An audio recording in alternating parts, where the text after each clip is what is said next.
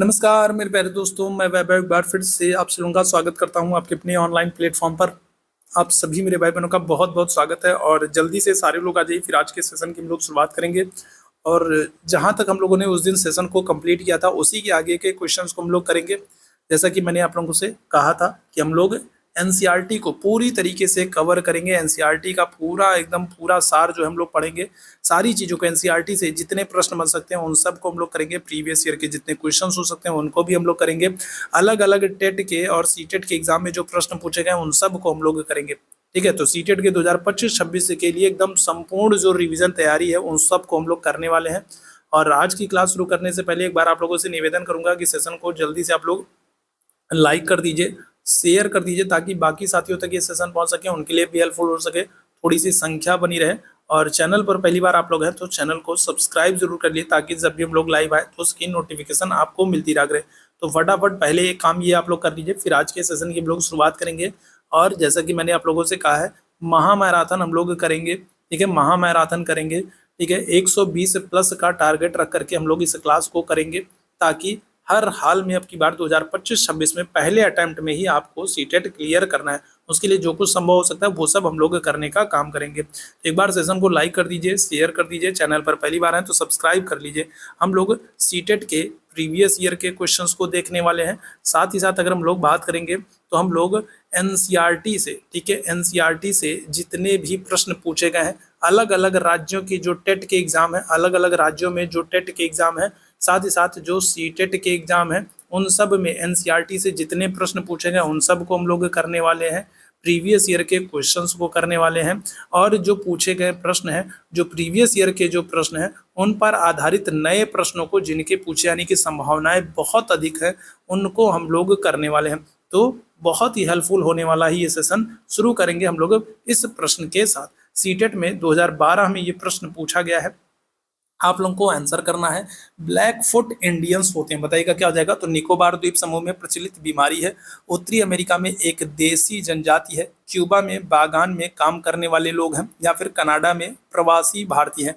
तो black foot Indians किसको कहा गया है आपको ये बताना है। ठीक है, अच्छा, अगर आपसे क्या कर ले, अगर आपसे पूछा जाए अमेरिका के मूल निवासी, ठीक है, क्या है, तो अमेरिका के अगर हम लोग बात करेंगे तो अमेरिका के जो मूल निवासी हैं वो क्या होते हैं। अगर हम लोग अमेरिका के मूल निवासी की बात करेंगे तो जो मूल निवासी होते हैं वो क्या कहलाते हैं, तो आप कहोगे रेड इंडियन कहलाते हैं। ठीक है, क्या कहलाते हैं, तो रेड इंडियन कहलाते हैं, याद रखिएगा। ठीक है, थोड़ी सी संख्या बनाए रहेंगे ना तो आपको भी अच्छा लगता है और मेरा भी मोटिवेशन बना रहता है, और मेरा मोटिवेशन बना रहेगा तभी आप लोगों के लिए फिर इस तरीके से मेहनत कर पाऊंगा। ठीक है, इस तरीके से ढूंढ ढूंढ करके पूरी तरीके से एनसीईआरटी बेस्ड जो क्वेश्चन है उनको लाने का काम कर पाऊंगा। उसके लिए मुझे भी थोड़ा सा मोटिवेशन की जरूरत है। तो थोड़ा सा आप लोग, बहुत सारे लोग हैं ना जो बस आते हैं, देखते हैं, चले जाते हैं, तो लाइक शेयर भी कर दिया करिए। ठीक है, तो अमेरिका के मूल निवासी आपसे पूछा जाएगा तो आप क्या कहोगे, तो आप कहोगे रेड इंडियन। ठीक है, ब्लैक फुट इंडियंस की हम लोग बात करें, ब्लैक फुट इंडियंस कौन होते हैं, तो ये उत्तरी अमेरिका में एक देसी जनजाति है। ठीक है, लोकल जो वहाँ की, ठीक है, जो शेड्यूल्ड ट्राइब्स हैं, ठीक है, जो देसी उनकी जनजातियां हैं, उत्तरी अमेरिका की एक देसी मूल जो जनजाति है वो ब्लैक फुट इंडियन से। ये ध्यान रखिएगा। तो यहाँ पर क्या हो जाएगा, विकल्प संख्या 2 आपका बिल्कुल करेक्ट हो जाएगा। ठीक है, यहाँ पर ये देखिएगा, तो ये अमेरिका में अगर हम लोग बात करेंगे तो ये नॉर्थ अमेरिका में जनजाति है, वहाँ की मूल जनजाति है। और इनको अगर हम लोग बात करें तो इनको हम लोग क्या करते हैं, क्लियर है, तो ये है, ध्यान रखिएगा। तो यहाँ पर आपने फोटो देख ली। ठीक है, चलो वापस आते हैं और ठीक है, तो ये ब्लैकफुट इंडियंस थे। ठीक है, चलिए अगले प्रश्न की तरफ चलेंगे। अगले प्रश्न का आंसर करेंगे, परमाणु ऊर्जा संयंत्रों में बिजली की प्रक्रिया द्वारा उत्पादित की जाती है, बताएंगे क्या हो जाएगा। इस प्रश्न का आंसर करेंगे। सीटेट 2012 में पूछा गया प्रश्न है, सीटेट 2012 में पूछा गया प्रश्न है कि परमाणु ऊर्जा संयंत्रों से बिजली जो है तो वो किस प्रक्रिया के द्वारा उत्पादित की जाती है। तो नाभिकीय संलयन है, विखंडन है, नाभिकीय संगठन है, या फिर परमाणुीय कंपन है। 42वें प्रश्न की बात करेंगे। चलो जल्दी से सारे मेरे भैया लोग आंसर कर दीजिएगा, सभी मेरे अच्छे वाले भाई बहन। ठीक है, जल्दी से आ जाइए और सभी लोग इस अपने ऑनलाइन प्लेटफॉर्म के साथ थोड़ा सा सहयोग बनाए रखिए, थोड़ा सा सहयोग कीजिए। चलिए इस प्रश्न का आंसर करेंगे आप लोग, क्या हो जाएगा इस प्रश्न का आंसर, तो नाभिकीय संलयन होगा, विखंडन होगा, नाभिकीय संगठन होगा, या फिर परमाणुीय कंपन होगा। क्या हो जाएगा, तो आप आंसर कर दोगे नाभिकीय विखंडन हो जाएगा। अच्छा, यहाँ से एक प्रश्न और बनता है। ठीक है, एक प्रश्न और बनता है। कौन कौन से प्रश्न बनते हैं, देखो नाभिकीय संलयन की अगर हम लोग बात करेंगे और नाभिकीय विखंडन की बात करेंगे तो नाभिकीय संलयन पर क्या होता है, तो नाभिकीय संलयन की क्रिया पर हाइड्रोजन बम आधारित होता है। ठीक है, कौन सा, तो हाइड्रोजन बम, अगर हम लोग बात करेंगे हाइड्रोजन बम जो होता है वो नाभिकीय संलयन की क्रिया पर आधारित होता है। और विखंडन की अगर हम लोग बात करेंगे तो विखंडन की क्रिया पर कौन सा, तो परमाणु बम। ठीक है, कौन सा, तो परमाणु बम जो है ये आधारित होता है। तो ये भी प्रश्न आपसे कई बार आपके एग्जाम में पूछ लिया जाता है। अगले प्रश्न का आंसर करेंगे 180 डिग्री पूर्व और 180 डिग्री पश्चिमी देशांतर के संदर्भ में निम्नलिखित में से कौन सा कथन सत्य है, तो बताइएगा क्या हो जाएगा। बहुत ही अच्छा सा प्रश्न है। ठीक है, देखते हैं कितने लोग इस प्रश्न का सही आंसर कर पा रहे हैं। सीटेट 2012 का प्रश्न है। देखो, अगर हम लोग बात करें तो जो हमारा विश्व का जो मैप है, जो हमारा वर्ल्ड मैप है, जब उसको हम चार्ट पर देखते हैं, ठीक है, मान लो इस तरीके से हम लोग चार्ट पर देखते हैं, तो जब हम लोग चार्ट पर देखेंगे तो वहां पर क्या होगा, तो वहां पर आपको देखने को मिलेगा कि एक 180 डिग्री की रेखा आपको यहाँ पर देखने को मिलेगी, इस कॉर्नर पर देखने को मिलेगी, और एक 180 डिग्री की रेखा आपको इस कॉर्नर पर देखने को मिलेगी जब आप चार्ट पर देखते हो। ठीक है, लेकिन उसी को जब हम लोग क्या करते हैं, जब उसी को हम लोग ग्लोब पर देखते हैं, जब इसी को आप गोल करते हो तो फिर क्या होता है, तो फिर जो ये वाला सिरा है और ये वाला सिरा जो है, ये दोनों जब आप गोल करोगे तो क्या होता है, ये दोनों एक दूसरे से मिल जाता है। और जब ये दोनों से मिल जाता है तो फिर क्या होता है, तो फिर आपको 180 डिग्री वाली रेखा कहाँ पर, तो आपको एक ही दिखती है। ठीक है, क्या हो जाता है, तो आप अगर हम लोग बात करेंगे तब आपको क्या होता है, 180 डिग्री वाली रेखा एक ही देखने को मिलती है। ठीक है, एक ही आपको 180 डिग्री वाली रेखा देखने को मिलती है। ठीक है, तो ये क्या हो जाएगा, तो दोनों एक दूसरे के विपरीत है, तो गलत हो जाएगा। दोनों एक दूसरे से 180 डिग्री अलग है, दोनों के बीच की दूरी सदैव स्थिर रहती है, क्या हो जाएगा, दोनों समान है। ठीक है, ध्यान रखिएगा, 180 डिग्री पूर्वी और पश्चिमी देशांतर अगर हम लोग बात करेंगे तो दोनों क्या है, दोनों समान है, दोनों एक ही रेखा है। ठीक है, जब हम लोग चार्ट पर देखते हैं तो चार्ट पर हमको अलग अलग दिखती है, लेकिन जब आप ग्लोब पर देखोगे तो ग्लोब पर आपको एक ही रेखा दिखेगी 180 डिग्री की। ठीक है, ध्यान रखिएगा। और एक महत्वपूर्ण प्रश्न यहाँ से बनता है कि जो ये 180 डिग्री वाली रेखा है, ठीक है, इसको क्या कहते हैं, इसको क्या कहते हैं, एक प्रश्न आपसे ये बन जाता है, क्या कहेंगे, इस 180 डिग्री वाली देशांतर रेखा को क्या कहेंगे, तो आप इसको कहोगे अंतरराष्ट्रीय तिथि रेखा। ठीक है, क्या करोगे, आप कहोगे अंतरराष्ट्रीय अंतरराष्ट्रीय तिथि रेखा, आप कहोगे इसको। याद रखिएगा, ये प्रश्न बहुत पूछा जाता है। ठीक है, कि कौन सी रेखा है जिसको अंतरराष्ट्रीय तिथि रेखा कहते हैं, तो आप क्या कहोगे, तो अंतरराष्ट्रीय तिथि रेखा कहते हैं 180 डिग्री देशांतर को। ठीक है, चलो अगले प्रश्न की तरफ चलेंगे। अगले प्रश्न का आंसर करेंगे, जमीन की ऊंचाई समुद्र तल से मापी जाती है। तो जमीन की ऊंचाई अगर हम लोग बात करें तो समुद्र तल से क्यों मापी जाती है, आपने देखा होगा रेलवे स्टेशन पे जाते हो तो आप देखोगे कि औसत समुद्र तल से ऊंचाई लिखी रहती है। तो समुद्र तल से ऊंचाई क्यों मापते हैं, सीटेट 2012 का प्रश्न है, बताओ क्या होगा। तो पृथ्वी का अधिकांश भाग पानी से घिरा हुआ है, समुद्र जल का स्तर ज्वार भाटों के साथ परिवर्तित होता रहता है, समुद्र जल का स्तर सब जगह समान होता है, यह स्पेन द्वारा शुरू की गई परंपरा है और तभी से इसका पालन हो रहा है। क्या हो जाएगा, आंसर कर देंगे ऑप्शन संख्या जो है सी आंसर कर देंगे, तीसरे विकल्प का चुनाव करेंगे। समुद्र जल का जो स्तर है सब जगह समान रहता है, इसीलिए जमीन की ऊंचाई जो है वो समुद्र तल से मापी जाती है। तीसरा विकल्प बिल्कुल करेक्ट है। और एक प्रश्न यहाँ से बन जाता है, एक प्रश्न और बन जाता है। वो प्रश्न क्या है, वो प्रश्न आपका है कि भारत में औसत समुद्र तल का मापन कहाँ से करते हैं। भारत में अगर आपसे पूछ ले कि भारत में औसत समुद्र तल का मापन कहाँ से करते हैं, क्या आंसर करोगे। भारत में औसत समुद्र तल का जो मापन है, ठीक है, ये चेन्नई तट से किया जाता है। ठीक है, कहाँ से, तो औसत समुद्र तल का तापन, औसत समुद्र तल का जो मापन है ये भारत में चेन्नई तट से किया जाता है। ये भी आपको याद रखना है। ठीक है, अगले प्रश्न की तरफ चलेंगे। दक्षिणी गंगोत्री क्या है भैया, दक्षिणी गंगोत्री क्या है, ये प्रश्न तो इतनी बार हम लोग कर चुके हैं कि कोई गलती की संभावना ही नहीं है। क्या हो जाएगा, तो अगर हम लोग बात करें तो ये अंटार्कटिका में भारत का एक शोध केंद्र है। ठीक है, कौन कौन से शोध केंद्र है, तो आप कहोगे कौन कौन से शोध केंद्र है, तो आप क्या कहोगे, तो आप कहोगे दक्षिणी गंगोत्री है। ठीक है, कौन सी, तो दक्षिणी गंगोत्री है।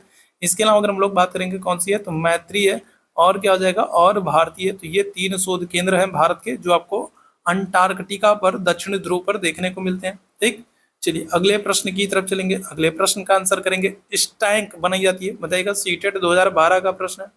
स्टैंक की अगर हम लोग बात करेंगे तो ये किसके द्वारा बनाई जाती है, क्या हो जाएगा, इस प्रश्न का आंसर करेंगे। स्टैंक किसके द्वारा बनाई जाती है, तो नदियों के द्वारा, समुद्री तरंगों के द्वारा, बर्फ के द्वारा, हवा के द्वारा। बताइएगा क्या हो जाएगा, इस प्रश्न का आंसर करेंगे। तो स्टैंक जो है ये किसके द्वारा बनाई जाती है, तो आप क्या कहोगे, तो आप कहोगे समुद्री तरंगों के द्वारा। ठीक है, किसके द्वारा, तो समुद्री तरंगों के द्वारा। ठीक है, नदियों के द्वारा अगर आपसे पूछ रहे, अगर आपसे क्या कर ले, नदियों के द्वारा पूछ ले, नदियों के द्वारा आप क्या कहोगे, तो नदियों के द्वारा जो है वो क्या बनती है, तो आप कहोगे चाप झील बनती है। ठीक है, कौन सी, तो चाप झील जो है ये नदियों के द्वारा बनती है। विसर्प अगर हम लोग बात करेंगे तो विसर्प जो है ये भी नदियों के द्वारा बनती है। ठीक है, डेल्टा अगर हम लोग बात करें तो ये भी नदियों के द्वारा बनती है। नदी द्वीप की बात करें, नदी द्वीप की अगर हम लोग बात करें तो ये भी, ठीक है, किसके द्वारा, तो ये भी, ठीक है, तो ये भी अगर हम लोग बात करेंगे तो नदियों के द्वारा बनती है। ठीक है, ध्यान रखिएगा। हवा के द्वारा अगर हम लोग बात करें, हवा के द्वारा अगर आपसे पूछ ले कि हवा के द्वारा किसका निर्माण होता है, तो आप क्या कहोगे, तो हवा के द्वारा, ठीक है, क्या बताओगे, तो आप कहोगे बालुका स्तूप है। ठीक है, क्या है, तो बालुका स्तूप जो है। ठीक है, इसके अलावा अगर हम लोग बात करें छत्रक शिला है।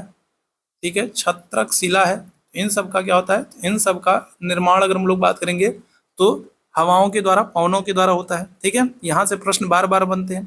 अगले प्रश्न की तरफ चलेंगे। पृथ्वी के वायुमंडल में विभिन्न मंडलों का सही क्रम क्या है। ठीक है, सीटेट 2012 में पूछा गया। ये सब कुछ बेसिक से प्रश्न है और ऐसे प्रश्नों को आपको बिल्कुल गलत नहीं करना है।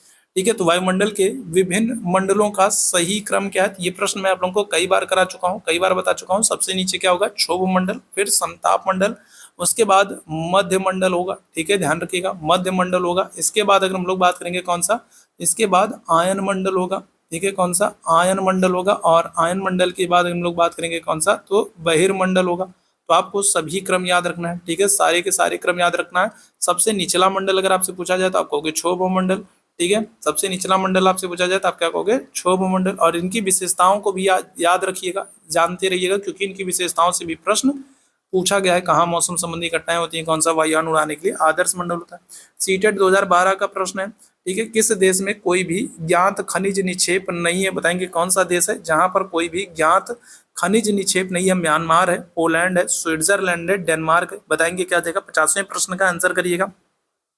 50वें प्रश्न का आंसर करिएगा, क्या हो जाएगा, तो देखिए मैं आप लोगों के लिए बहुत ईमानदारी पूर्वक मेहनत करता हूँ, बहुत ही चुने हुए चुनिंदा प्रश्नों को लेकर के आता हूँ। प्रीवियस ईयर के जो क्वेश्चन है, एनसीईआरटी से जो प्रश्न है, जो प्रश्न बन सकते हैं, जिनकी संभावनाएं बहुत अधिक है, उन्हीं को ढूंढ ढूंढ करके लेकर के आता हूँ। ठीक है, उसी तरीके से आप लोगों से अगर बात करूं तो आप लोगों में भी बहुत कम लोग हैं जो ईमानदारी पूर्वक सेशन को शेयर करते हैं, सेशन को लाइक करते हैं, देखते हैं। ठीक है, बहुत सारे लोग ऐसे हैं कि जो आते हैं, देखते हैं और चले जाते हैं। बहुत कम लोग हैं जो ईमानदारी पूर्वक सेशंस को शेयर करते हैं।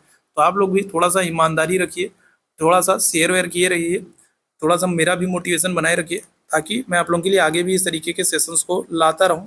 ठीक है, थोड़ी सी संख्या बनाए रखेंगे तो आपको भी अच्छी लगेगी और मुझे भी अच्छा लगेगा। क्या हो जाएगा, किस देश में ज्ञात खनिज निक्षेप नहीं है, आंसर क्या हो जाएगा, तो आंसर कर दोगे आप स्विट्जरलैंड कर दोगे। ठीक है, क्या हो जाएगा, स्विट्जरलैंड हो जाएगा।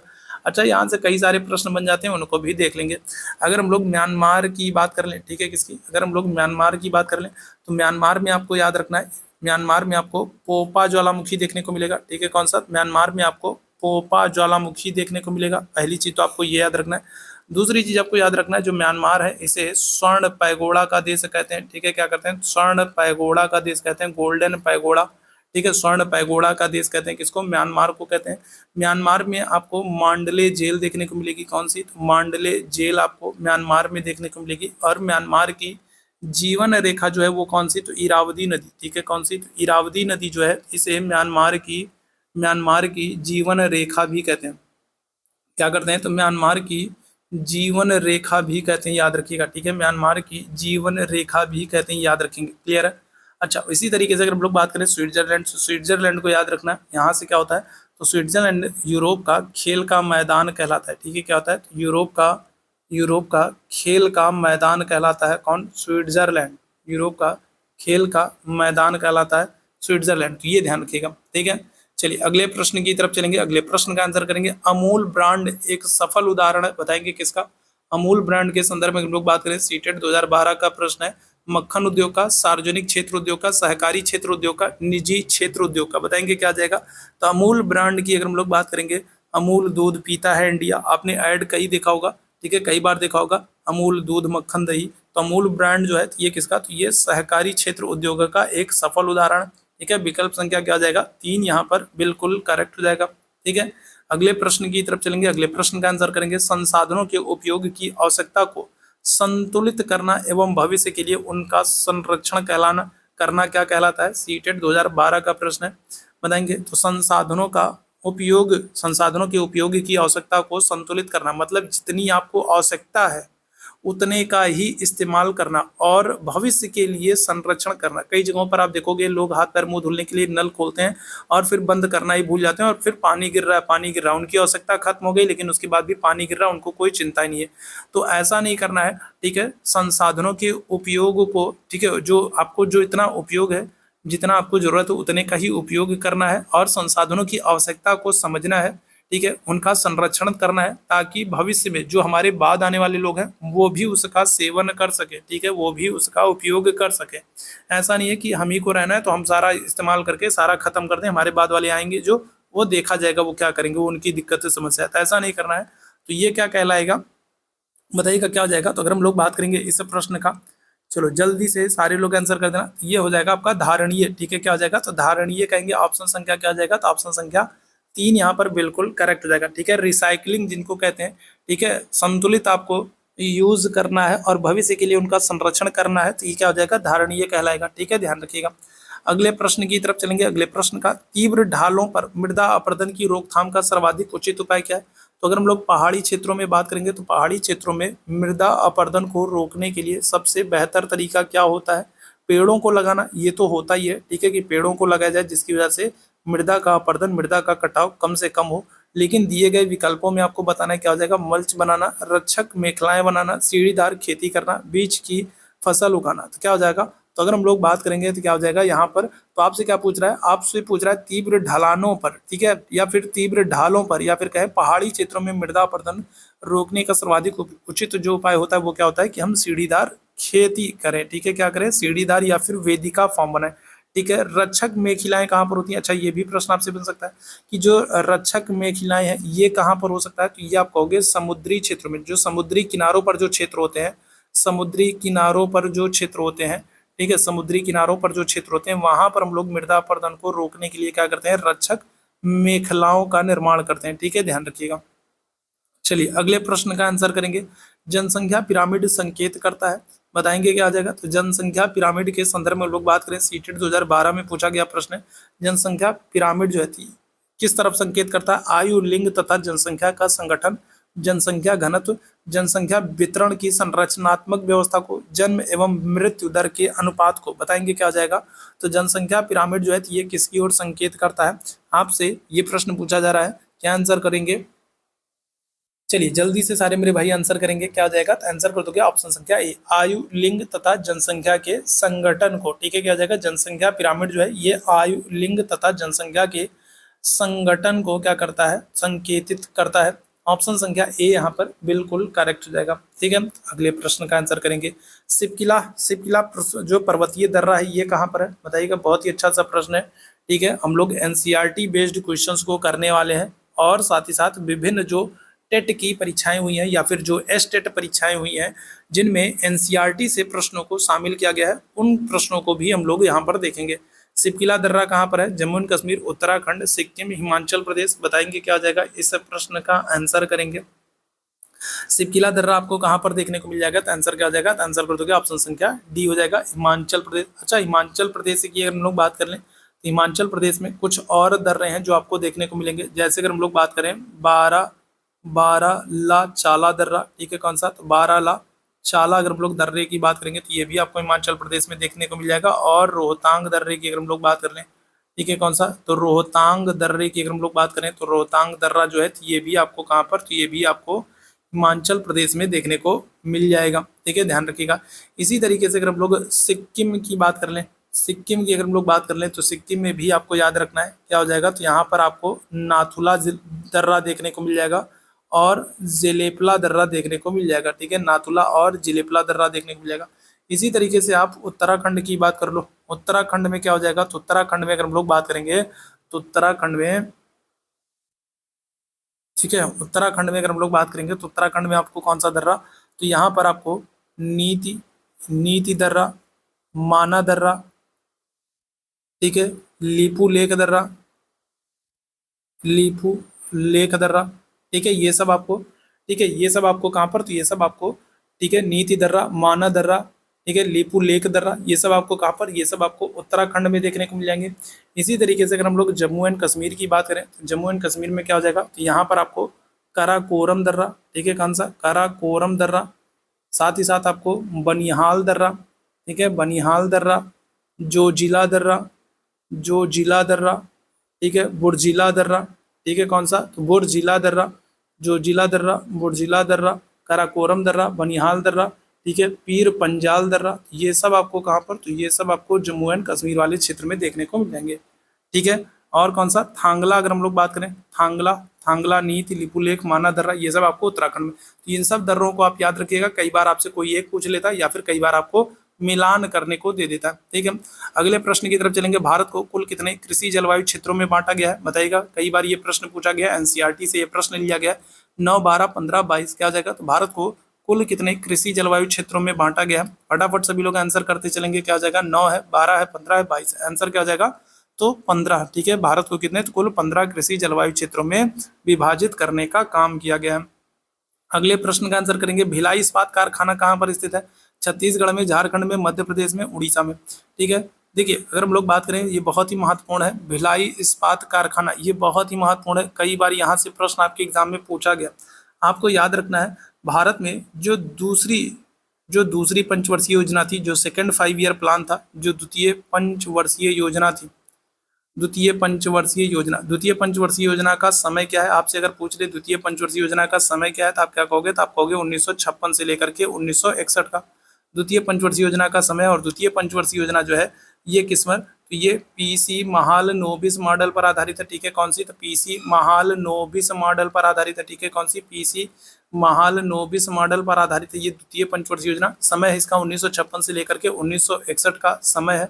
और इस दूसरी पंचवर्षीय योजना के दौरान अगर हम लोग बात करेंगे, तो इस दूसरी पंचवर्षीय योजना के दौरान क्या हो रहा है, इस दूसरी पंचवर्षीय योजना के दौरान 3 स्टील प्लांट लगाए जाएंगे, ठीक है, कितने, 3 स्टील प्लांट लगाए जाएंगे। अगर हम लोग पश्चिम बंगाल की बात करेंगे, तो पश्चिम बंगाल में क्या हो जाएगा, तो पश्चिम बंगाल में दुर्गापुर, ठीक है, कौन सा, तो पश्चिम बंगाल में दुर्गापुर स्टील प्लांट लगाया जाएगा, किसकी मदद से, तो आप कहोगे ब्रिटेन की मदद से, इंग्लैंड या फिर कहें ग्रेट ब्रिटेन की मदद से पश्चिम बंगाल में दुर्गापुर स्टील प्लांट लगाया जाएगा, ठीक है। भिलाई अगर हम लोग बात करेंगे, तो भिलाई कहाँ पर, तो भिलाई जो है ये आपका छत्तीसगढ़ में लगाया जाएगा, किसकी मदद से, छत्तीसगढ़ लगाया जाएगा, किसकी मदद से, क्या कहोगे, तो आप कहोगे रूस की मदद से, ठीक है, किसकी, तो अगर हम लोग बात करेंगे किसकी, रूस की मदद से, ठीक है, रूस की मदद से। और अगर हम लोग बात करेंगे और कहाँ पर, तो एक आपका लगेगा झारखंड में, सॉरी झारखंड में नहीं भाई, कहाँ पर, उड़ीसा में लगेगा, ठीक है, कहाँ पर, तो उड़ीसा में आपका लगेगा राउरकेला, ठीक है, राउरकेला, उड़ीसा में राउरकेला लगेगा। और राउरकेला जो है ये किसे, तो ये जर्मनी, ठीक है, किसे, तो जर्मनी के सहयोग से। तो ये 3 स्टील प्लांट आपके लगेंगे दूसरी पंचवर्षीय योजना के दौरान, क्लियर है। अब यहाँ से डायरेक्ट आपसे पूछा जा सकता है कि दुर्गापुर कहाँ पर है, दुर्गापुर कहाँ पर है, या फिर किसके सहयोग से लग रहा है, या फिर भिलाई जो है ये किस राज्य में है, किसकी मदद से लग रहा है, राउरकेला जो है वो कहाँ पर है या किसकी मदद से लग रहा है, ठीक है, या फिर किस पंचवर्षीय योजना के दौरान लग रहा है, ठीक है, द्वितीय पंचवर्षीय योजना का समय क्या है, ठीक है। तो इस तरीके से अलग अलग यहाँ से प्रश्न बन सकते हैं, ठीक है। भिलाई इस्पात कारखाना आपको कहाँ पर, तो ये आपको छत्तीसगढ़ में देखने को मिल जाएगा, ठीक। अगले प्रश्न की तरफ चलेंगे, अगले प्रश्न का आंसर करेंगे, निम्न में से कौन सी मिट्टी भारत में कपास की खेती के लिए आदर्श मिट्टी है, बताइएगा। तो भारत के लिए अगर हम लोग बात करेंगे तो आदर्श मिट्टी, देखो अगर हम लोग बात करें तो ये जो है अपना प्यारा भारत है, ठीक है, यहाँ पर हम लोग बात करेंगे तो यहाँ पर क्या है, तो ये अपना प्यारा भारत है, ठीक है। और इस प्यारे भारत में अगर हम लोग बात करेंगे तो जो ये वाला क्षेत्र है, ठीक है, ये वाला अगर हम लोग बात करेंगे तो ये वाला जो क्षेत्र है यहाँ पर क्या है, तो यहाँ पर है दक्कन का पठार, ठीक है, कौन सा, तो यहाँ पर क्या है, तो यहाँ पर है दक्कन का पठार है। और ये दक्कन का पठार पूरी तरीके से ज्वालामुखी चट्टानों से बना है। और आपको पता है ज्वालामुखी चट्टानों से ही क्या होता है, काली मिट्टी का निर्माण होता है। और जो काली मिट्टी होती है वो क्या होती है, वो कपास के लिए महत्वपूर्ण होती है, ठीक है। क्या होता है, दक्कन का पठार ज्वालामुखी चट्टानों से बना है और ज्वालामुखी चट्टानों से ही काली मिट्टी का निर्माण होता है।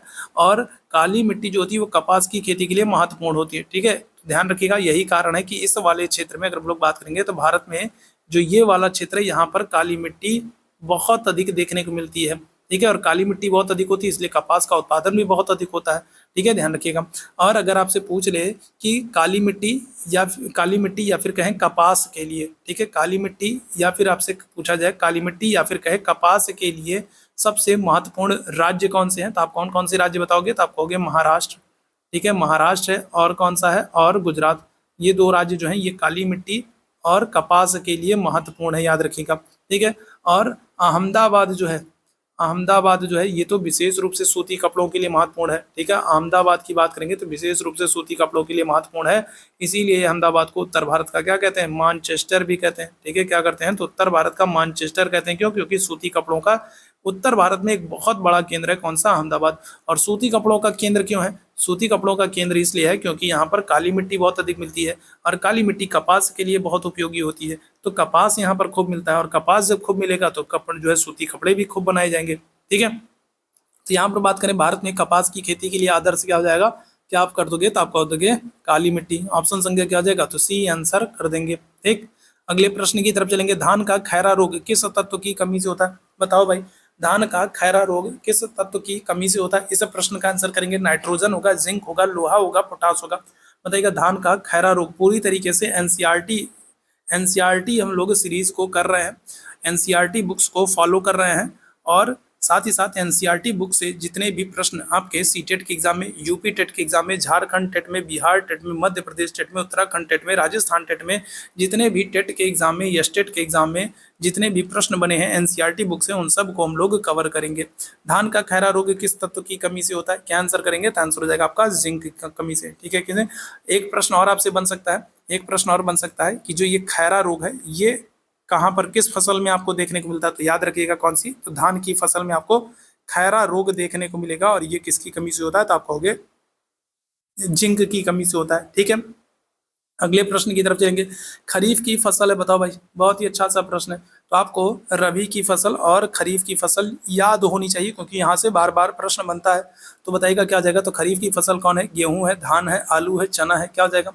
देखो दो चीजें होती हैं, ठीक है, दो चीजें होती हैं, एक होती है आपकी, ठीक है, कौन सी, एक होती है आपकी रबी की फसल, ठीक है, कौन सी, एक होती है आपकी रबी की फसल, और दूसरी कौन सी होती है, दूसरी होती है खरीफ की फसल, ठीक है। तो दोनों को आपको याद होना चाहिए, ठीक है। अगर हम लोग रबी की फसल की बात करें तो रबी की फसल कौन सी हो जाएगी, तो क्या कहोगे, तो आप कहोगे गेहूं है, ठीक है, गेहूं है, जौ है, चना है, ठीक है, गेहूं है, जौ है, चना है, सरसों है, ठीक है, ये सब क्या है, ये सब रबी की फसल है। खरीफ की फसल की अगर हम लोग बात करेंगे क्या है, तो धान है, ठीक है, बाजरा है, ठीक है, बाजरा है, ज्वार है, ज्वार है, मूंगफली है, ठीक है, मूंगफली है, ठीक है, ये सब ध्यान रखिएगा, ये सब क्या हो जाएगा, ये सब खरीफ की फसल हो जाएगी, ठीक है। यहाँ पर आपसे पूछा जाए खरीफ की फसल पूछ रहा है तो आप क्या कहोगे, तो आप कहोगे धान है, ठीक है, क्या है, तो आप कहोगे धान है, ठीक। अगले प्रश्न की तरफ चलेंगे।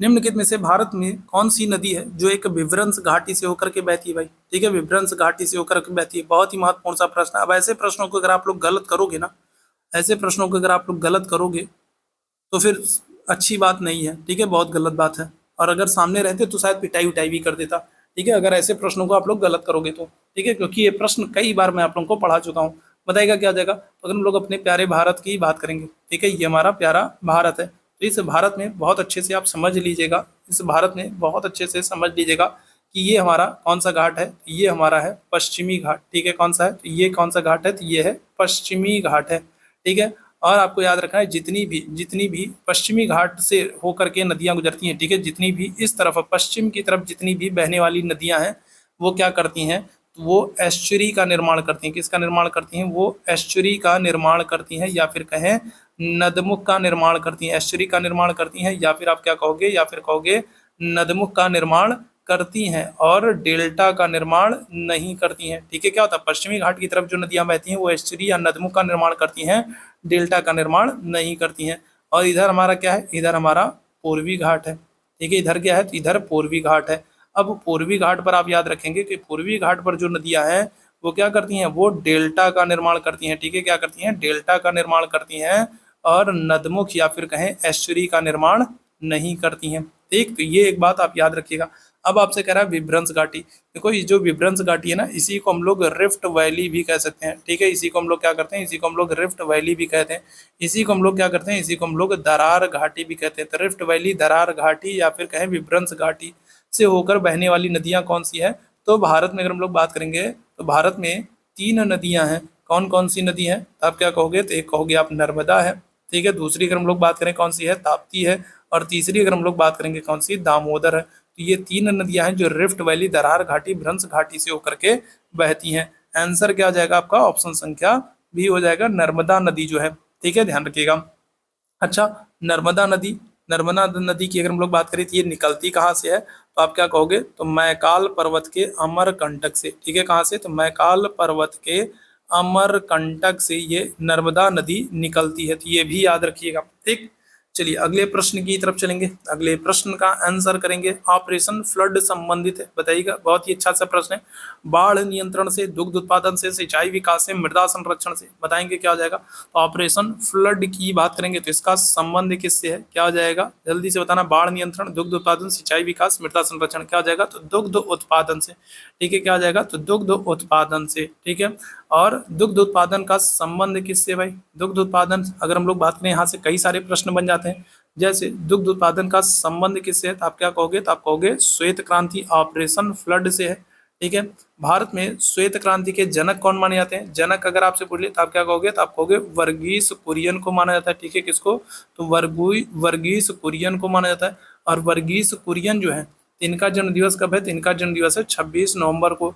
और इनके जन्म दिवस को हम लोग क्या करते हैं, तो इनके जन्म दिवस को हम लोग राष्ट्रीय दुग्ध दिवस मनाते हैं। ठीक है, क्या करते हैं, तो इनके जन्म दिवस को हम लोग क्या करते हैं, राष्ट्रीय दुग्ध दिवस मनाते हैं 26 नवंबर को, वर्गीस कुरियन के जन्म दिवस को। और वर्गीस कुरियन भारत में श्वेत क्रांति के जनक माने जाते हैं। अगर आपसे विश्व दुग्ध दिवस पूछ ले, अगर आपसे विश्व दुग्ध दिवस पूछ ले, फिर आप क्या करोगे, अगर आपसे विश्व दुग्ध दिवस पूछ ले तब फिर आप क्या करोगे, तो फिर आप कहोगे 1 जून को। ठीक है, क्या करते हैं, 1 जून को हम लोग विश्व दुग्ध दिवस मनाते हैं। ठीक, अगले प्रश्न का आंसर करेंगे, सिंचाई की किस विधि में सर्वाधिक पानी की बचत होती है, बताइएगा क्या हो जाएगा। तो सिंचाई की कौन सी विधि है जिसमें सबसे ज्यादा पानी की बचत होती है, टपक सिंचाई विधि होती है, कोड़ विधि होती है, छल्ला विधि होती है, या फिर प्रवाह विधि होती है, क्या होता है, बताइएगा। तो अगर हम लोग बात करें, जैसे मान लीजिए ये हमारा खेत है, ठीक है, ये हमारा खेत है। अब यहाँ पर खेत में अगर हम लोग बात करें तो यहाँ पर हमने एक फसल लगा दी।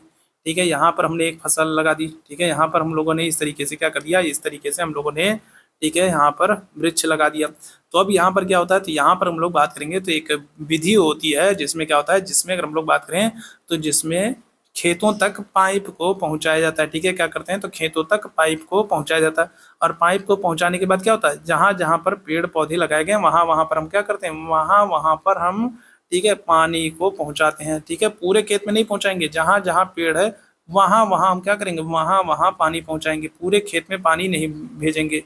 ठीक है, पानी की जरूरत किसको है, पेड़ों को। तो स्पेशली सीधे हम लोग क्या करेंगे, सीधे हम लोग जो है पेड़ों तक पानी, ठीक है, पेड़ों तक पानी पहुंचाते हैं। और ये विधि कौन सी होगी, तो ये होगी कौन सी, तो आप कहोगे टपक सिंचाई विधि। ठीक है, कौन सी, तो टपक सिंचाई विधि हो जाएगी। ऑप्शन संख्या ए यहाँ पर बिल्कुल करेक्ट हो जाएगा।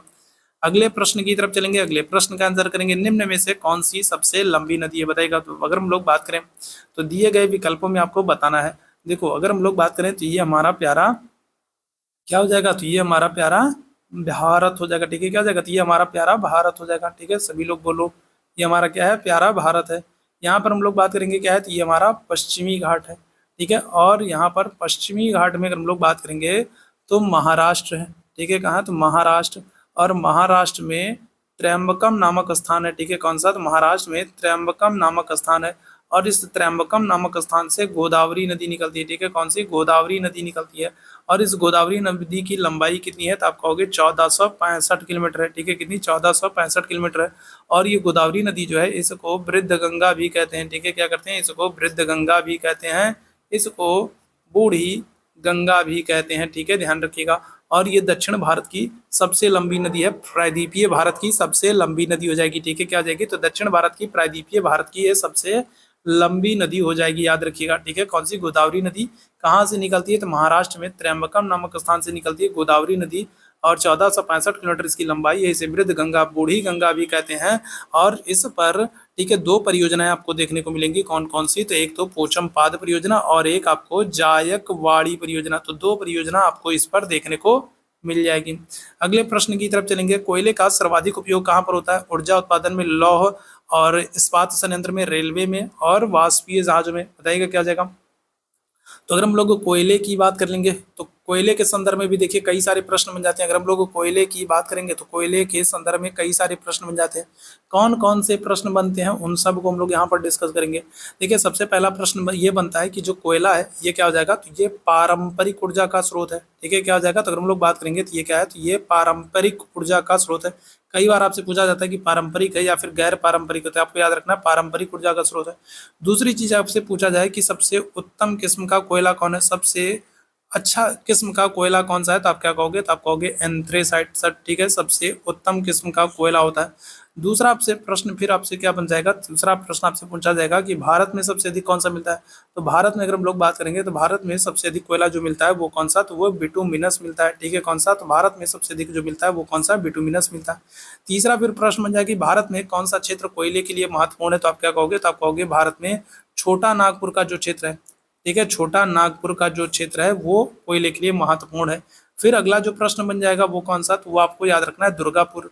ठीक है, दुर्गापुर नहीं, सॉरी दुर्गापुर नहीं, यहाँ पर अगला जो प्रश्न बन जाएगा वो क्या बन जाएगा, वो बन जाएगा रानीगंज। रानीगंज जो है ये है कोयले के लिए फेमस है, और ये कहाँ पर है, तो आप क्या कहोगे, तो रानीगंज जो है कोयले के लिए प्रसिद्ध है। ये आपको पश्चिम बंगाल में देखने को मिलेगा। फिर अगला जो प्रश्न बनेगा वो बनेगा आपका झरिया। ठीक है, क्या बनेगा, तो अगला जो प्रश्न बनेगा वो बनेगा झरिया। झरिया जो है ये भी कोयले के लिए फेमस है, तो ये आपको कहाँ पर देखने को मिलेगा, तो आप कहोगे झारखंड में। ये सब प्रश्न आपसे बन सकते हैं।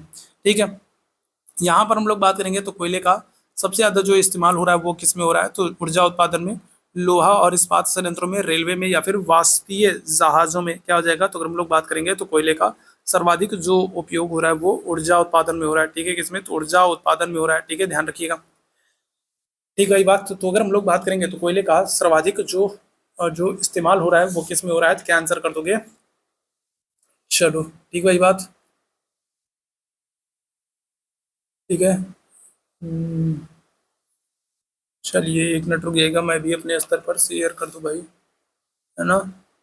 आप लोग तो शेयर करोगे नहीं, मैं अपने स्तर पर शेयर कर दूं भाई। ठीक है, ताकि लोगों तक ये सेशन पहुंचता रहे। चलिए एक मिनट का समय दीजिएगा।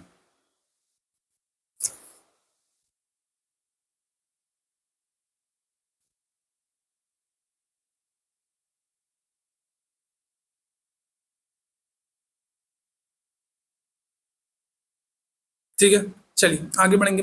आगे बढ़ेंगे अगले प्रश्न की तरफ। अगले प्रश्न का आंसर करेंगे, निम्नलिखित में से किस राज्य की सीमा बांग्लादेश से नहीं मिलती है। बांग्लादेश से किस राज्य की सीमा नहीं मिलती, बताएंगे क्या हो जाएगा इस प्रश्न का आंसर। बहुत ही शानदार सा प्रश्न है, कई बार पूछा गया प्रश्न है, बांग्लादेश से नहीं मिलती है। तो बांग्लादेश की अगर हम लोग बात करेंगे तो बांग्लादेश के संदर्भ में कुछ चीजें हैं जिनको आपको याद रखना है। ठीक है, कौन कौन सी चीजें हमको याद रखनी भाई। पहला तो याद रखना है कि ये सबसे लंबी, भारत के साथ सबसे क्या करता है, तो सबसे लंबी स्थलीय सीमा बनाता है। भारत के साथ क्या करता है, तो सबसे लंबी स्थलीय स्थलीय सीमा बनाता है। कितने की बनाता है, तो क्या कहोगे, तो आप कहोगे 4096 किलोमीटर की। ठीक है, कितने की, तो 4096 किलोमीटर की सबसे लंबी स्थलीय सीमा बनाता है। दूसरा जो प्रश्न आपको याद रखना है वो याद रखना है कि ये जो बांग्लादेश है ये कितने राज्यों के साथ सीमा बनाता है, तो आप कहोगे 5 राज्यों के साथ सीमा बनाता है। ठीक है, कितने, तो 5 राज्यों के साथ सीमा बनाता है। तीसरा जो प्रश्न आपको याद रखना है वो याद रखना है कि 5 राज्य कौन से हैं, तो 5 राज्यों के नाम आपको याद होने चाहिए। तो नाम क्या है, तो आप कहोगे असम है, ठीक है, मेघालय है, असम है, मेघालय है, ठीक है, त्रिपुरा है, फिर मिजोरम है। असम है, मेघालय है, त्रिपुरा है, मिजोरम है, और क्या हो जाएगा, और पश्चिम बंगाल हो जाएगा। ठीक है, क्या हो जाएगा, पश्चिम बंगाल हो जाएगा। फिर अगला जो प्रश्न बनेगा वो ये बनेगा कि किस राज्य को बांग्लादेश ने 3 तरफ से घेर रखा है, तो क्या हो जाएगा, तो त्रिपुरा है। त्रिपुरा की अगर हम लोग बात करेंगे तो त्रिपुरा को बांग्लादेश ने 3 तरफ से घेर रखा है। अगला जो प्रश्न बनेगा वो ये बनेगा कि 3 बीघा कॉरिडोर किससे संबंधित है। 3 बीघा कॉरिडोर अगर हम लोग बात करें, 3 बीघा कॉरिडोर अगर हम लोग बात करेंगे तो ये किससे, तो ये भारत और बांग्लादेश से संबंधित है। ये कुछ प्रश्न बन जाते हैं।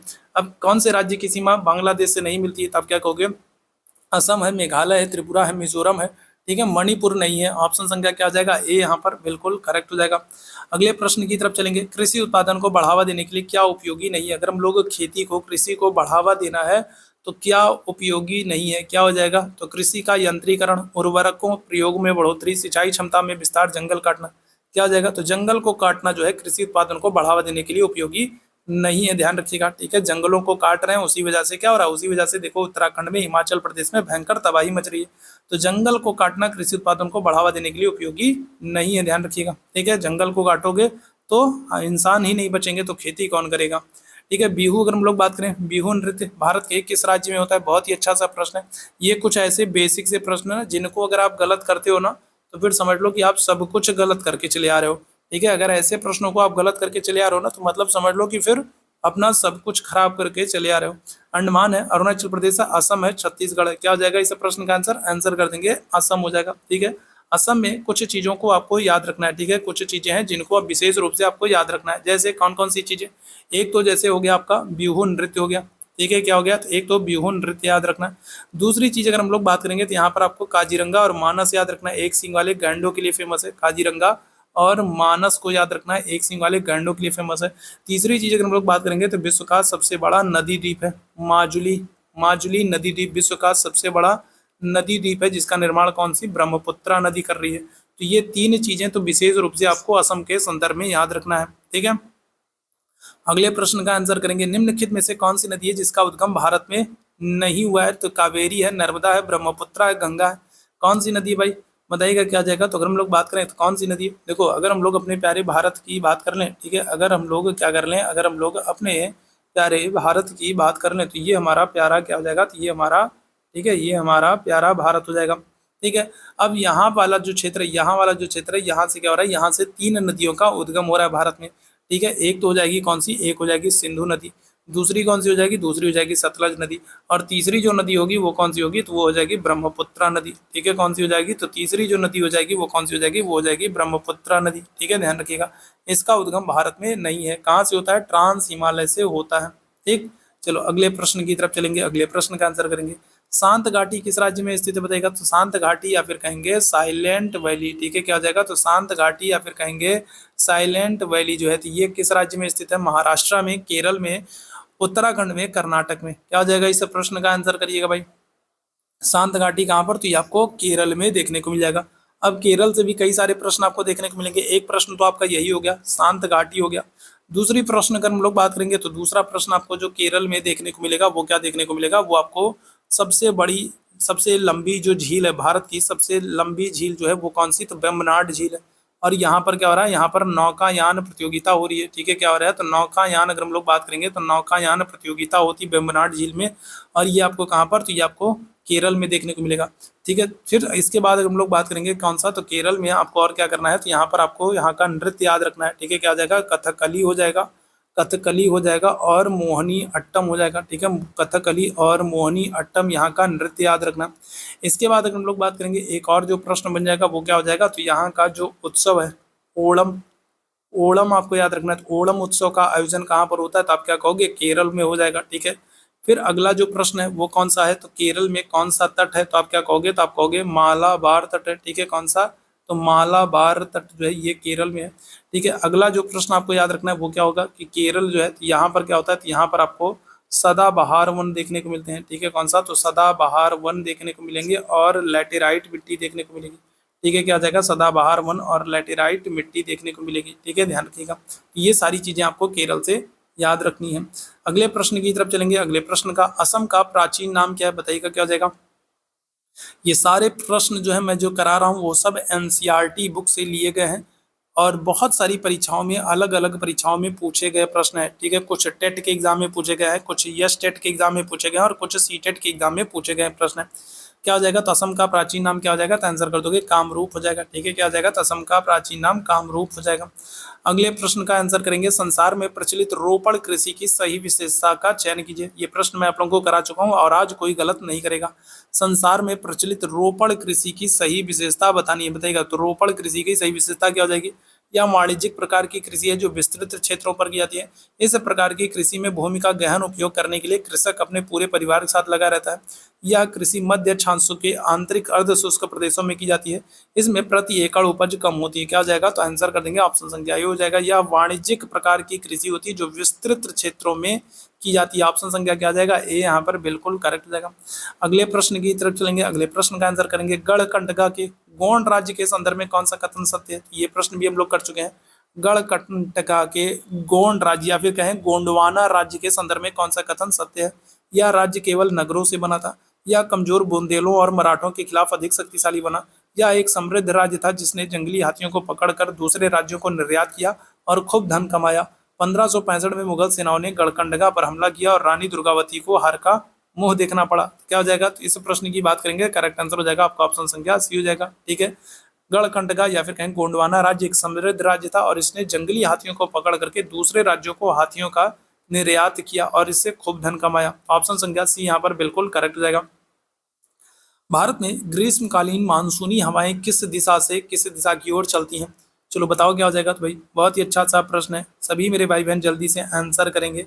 तब तक हम लोग यहाँ पर अपने प्यारे भारत को बना लेते हैं एक छोटा सा, ठीक है, समझने के लिए एक छोटा सा, ठीक है, मैप बना लेते हैं। तो क्या हो जाएगा, इस प्रश्न का आंसर करेंगे सभी तक आप सभी मेरे भाई बहन। चलिए जल्दी से बताएंगे क्या हो जाएगा, इस प्रश्न का आंसर करेंगे। तो ये हमारा प्यारा भारत है और इस प्यारे भारत में अगर हम लोग बात करेंगे तो आपसे क्या कह रहा है, तो आपसे कह रहा है ग्रीष्म काल में, ठीक है, मानसूनी जो हवाएं हैं, तो गर्मियों में जो मानसूनी हवाएं हैं वो किस दिशा से किस दिशा में चलती हैं? तो आप क्या कहोगे, तो आप कहोगे भारत में जो गर्मियों में जो हवाएं चलती हैं वो इस तरफ से चलती हैं। ठीक है, कहाँ से चलती हैं? तो इस तरफ से भारत में चलती हैं। ये बताओ ये कौन सी दिशा होगी भाई, ये कौन सी दिशा होगी? भारत में जो ग्रीष्म काल में जो हवाएं चलती हैं तो ये केरल में मालाबार तट से होकर के भारत में प्रवेश करने का काम करती हैं। तो इस दिशा से इस दिशा में चल रही हैं, तो कौन सी हो जाएगा? तो आप क्या कहोगे, तो दक्षिण पश्चिम से उत्तर पूर्व हो जाएगा। ठीक है, क्या हो जाएगा? तो दक्षिण पश्चिम से उत्तर पूर्व में ये हवाएं चलने का काम करती हैं। तो ऑप्शन संख्या क्या हो जाएगा? ए यहाँ पर बिल्कुल करेक्ट हो जाएगा। अगले प्रश्न की तरफ चलेंगे। जब दिन और रात की अवधि बराबर होती है तो सूर्य की किरणें किस कहाँ पर सीधी पड़ती हैं? बताएंगे क्या हो जाएगा, इस प्रश्न का आंसर करेंगे। देखिए ये हमारी पृथ्वी है, ठीक है, ये हमारी पृथ्वी है और पृथ्वी के बीचों बीच से एक रेखा गुजरती है। ठीक है, एक रेखा गुजरती है। चलिए जल्दी से बताइएगा आप लोग फटाफट आंसर करेंगे भाई, आप लोग आंसर करेंगे। तो ये पृथ्वी के बीचों बीच से गुजर रही है 0 डिग्री अक्षांश रेखा, जिसको हम लोग भूमध्य रेखा भी कहते हैं। ऊपर अगर हम लोग बात करेंगे तो 23.5 डिग्री नॉर्थ से कर्क रेखा गुजरती है। ठीक है, कौन सी? कर्क रेखा गुजरती है। और 23.5 डिग्री दक्षिण से अगर हम लोग बात करेंगे तो 23.5 डिग्री दक्षिण से मकर रेखा गुजरती है। आपसे पूछ रहा है जब दिन और रात की अवधि बराबर होती है तो सूर्य की किरणें किस पर सीधी पड़ती हैं? तो याद रखिएगा, जब सूर्य की किरणें कहाँ पर, तो सूर्य की किरणें जब भूमध्य रेखा पर पड़ती हैं। ठीक है, कहाँ पर? तो सूर्य की किरणें जब भूमध्य रेखा पर पड़ती हैं तो क्या होता है, तो दोनों गोलार्धों में दिन और रात बराबर होता है। और आपको याद होना चाहिए कि भूमध्य रेखा पर सूर्य की किरणें कब कब पड़ती हैं? तो आप क्या कहोगे, तो आप कहोगे एक तो 21 मार्च को पड़ती हैं और दूसरा अगर हम लोग बात करेंगे कब पड़ती हैं तो 23 सितंबर को पड़ती हैं। ठीक है, तो 2 बार भूमध्य रेखा पर सूर्य का प्रकाश 2 बार लंबवत पड़ता है। कब कब? 21 मार्च और 23 सितंबर को। और इन दोनों तारीखों को, 21 मार्च को और 23 सितंबर को, दोनों गोलार्धों में दिन और रात बराबर होता है। और किस रेखा पर सूर्य का प्रकाश? तो आप क्या कहोगे, तो आप कहोगे भूमध्य रेखा पर। ठीक है, अच्छा एक प्रश्न और याद रखना है, याद रखना है आपको, जब 21 मार्च को सूर्य का प्रकाश भूमध्य रेखा पर पड़ता है तब उसे कहते हैं हम लोग बसंत विषुव कहते हैं। ठीक है, क्या कहते हैं? बसंत विषुव कहते हैं। और 23 सितंबर को जब भूमध्य रेखा पर सूर्य का लंबवत प्रकाश पड़ता है तो उसको हम लोग क्या कहते हैं? उसको हम लोग शरद विषुव कहते हैं। क्लियर है? चलो अगले प्रश्न की तरफ चलेंगे। एक बार आप लोग लाइक और शेयर कर दो मेरे भाई, ठीक है, शेयर वेयर कर दिया करो। ठीक है, आते हो फिर घूम फिर के चले जाते हो। अगर आप लोगों को सेशन हेल्पफुल लगता है तो शेयर कर दिया करो, अगर नहीं हेल्पफुल लगता है तब कोई दिक्कत नहीं।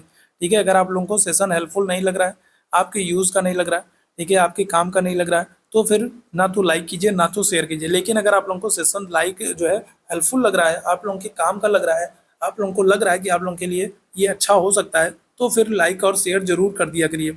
ठीक है, बताएंगे निम्न में से कोंकणी किस प्रदेश की मुख्य भाषा है? इस प्रश्न का आंसर करिएगा भाई। कोंकणी अगर हम लोग बात करेंगे तो देखो ये हमारा प्यारा भारत है। ठीक है, ये हमारा प्यारा भारत है और ठीक है, ये हमारा प्यारा भारत है।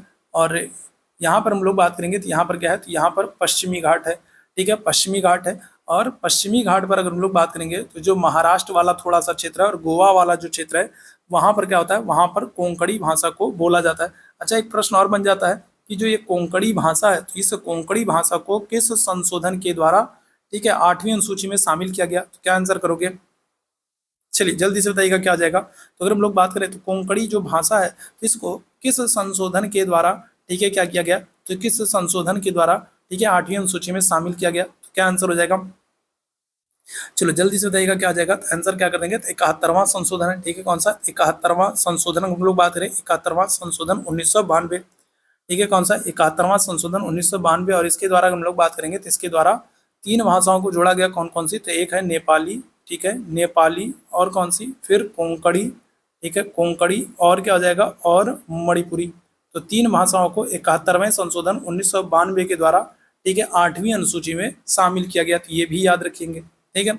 अगले प्रश्न की तरफ चलेंगे। भारत में ब्रह्मपुत्र नदी नाम से पुकारी जाने वाली नदी को चीन में किस नाम से जानते हैं। तो ब्रह्मपुत्रा नदी के संदर्भ में हम लोग बात करेंगे तो ब्रह्मपुत्रा नदी से कई सारे प्रश्न आपके बन जाते हैं, ठीक है। कई सारे प्रश्न आपके ब्रह्मपुत्रा नदी से बन जाते हैं। कौन कौन से प्रश्न बन जाते हैं भाई, तो देखो अगर हम लोग बात करें तो एक प्रश्न तो ये बन जाता है कि ये निकलती कहाँ से है। तो हम लोग बात करेंगे तो ये तिब्बत में निकलती है, ठीक है। तिब्बत में चेमा युंग डुंग नामक ग्लेशियर है, ठीक है। कौन सा, तो चेमा युंग डुंग नामक ग्लेशियर है, चेमा युंग डुंग नामक ग्लेशियर है। और यहाँ से ये निकलती है और इनको क्या करते हैं, इनको सांगपो के नाम से जानते हैं। यहाँ पर इनको क्या करते हैं, इनको सांगपो के नाम से जानते हैं। फिर ये अरुणाचल प्रदेश से भारत में प्रवेश करती हैं। अरुणाचल प्रदेश से जब भारत में प्रवेश करेंगी तो इनको दिहांग नाम से जानते हैं। फिर ये जब असम में पहुंचती हैं तो असम में इनको क्या करते हैं, तो असम में इनको ब्रह्मपुत्रा नदी के नाम से जानते हैं, ठीक है। क्या करते हैं, तो असम में इनको ब्रह्मपुत्रा नदी के नाम से जानते हैं। और उसके बाद जब ये बांग्लादेश पहुंच जाती हैं, ठीक है, कहाँ पर, तो ये जब बांग्लादेश में प्रवेश कर जाती हैं तो बांग्लादेश में ब्रह्मपुत्रा नदी को जमुना के नाम से जानते हैं, ठीक है। किसके नाम से, तो जमुना के नाम से जानते हैं। आपसे पूछ रहा है चीन वाला जो क्षेत्र, चीन तिब्बत वाले क्षेत्र में इनको सांगपो के नाम से जानते हैं। ऑप्शन संख्या क्या आ जाएगा, तो सी बिल्कुल करेक्ट हो जाएगा, ठीक है। अगले प्रश्न की तरफ चलेंगे। सरदार सरोवर बांध कौन सी नदी पर है, बताइएगा। कावेरी नदी पर, कृष्णा नदी पर, महानदी पर, नर्मदा नदी पर।